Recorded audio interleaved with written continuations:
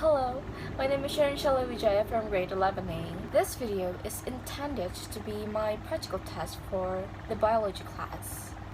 In this video, I'm going to talk about the uterine fibroid, or more commonly known as myoma.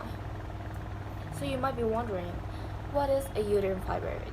Uterine fibroid is a non-cancerous growth in the uterus that often appears during childbearing years.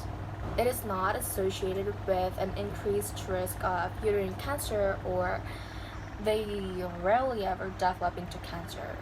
The size of a myoma really varies. It can be from seedlings, undetectable by the human eye, to bulky masses that can distort and enlarge our uterus. Before we go into the materials, just a disclaimer, uterine fibroid actually only happened in the female reproductive system, or really people with uterus.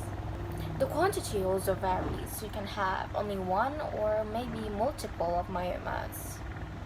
Fun fact, many women actually have a uterine fibroid sometimes in their lives, but you might not notice or know that there's one in your uterus because they often cause no symptoms.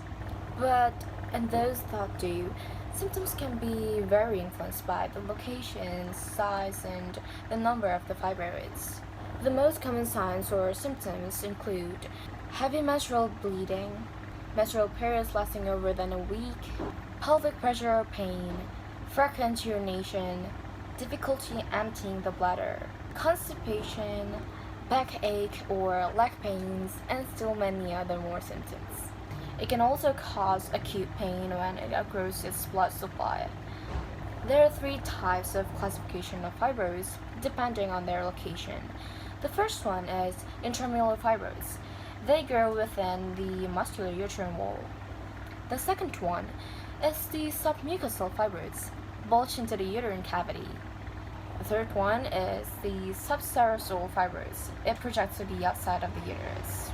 Now that you know about all the details, you might be wondering, what are the causes of it and how do we prevent it from happening? First, I'm going to read the causes.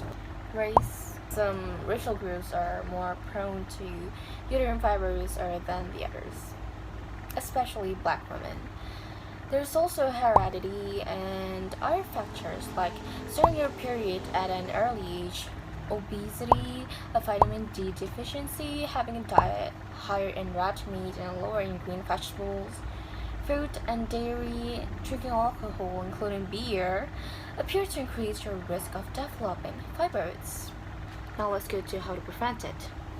You can't really prevent uterine fibroids from happening, because that's why you can listen from what I've mentioned earlier. The causes vary. It can be from your race, genetics, heredity, but you can lower your risk or chance of getting the uterine fibroids by making healthy life choices, such as maintaining a healthy weight, a healthy diet, and eating fruits and vegetables.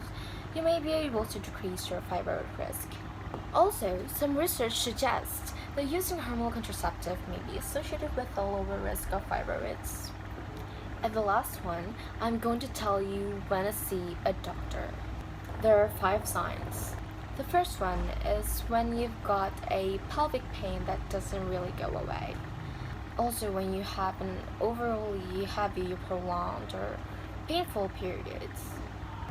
Third one, spotting and bleeding between your periods, which means beside the period cycle, of course. Number 4, difficulty emptying your bladder. Number 5, when you have an unexplained low red blood cell amount, or simply put, anemia. So that was my explanation about the uterine fibroids. I hope you obtained many new information, and I guess thank you for watching.